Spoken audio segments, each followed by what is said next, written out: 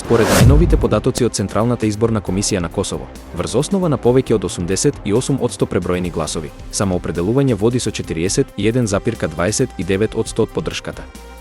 По него следуваат Демократската партија на Косово со 21,83%, Демократската лига со 17,74% и Алијансата за иднината на Косово со 7,68%.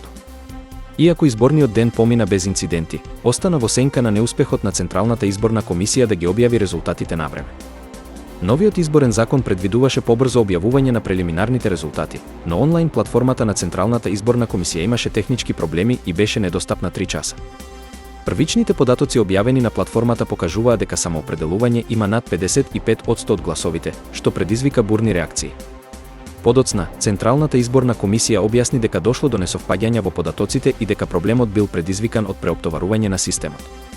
Косовските медиуми јавуваат дека јавноста со нетрпение очекува официјални конечни резултати, додека опозицијските партии бараат детална истрага за проблемите со пребројувањето.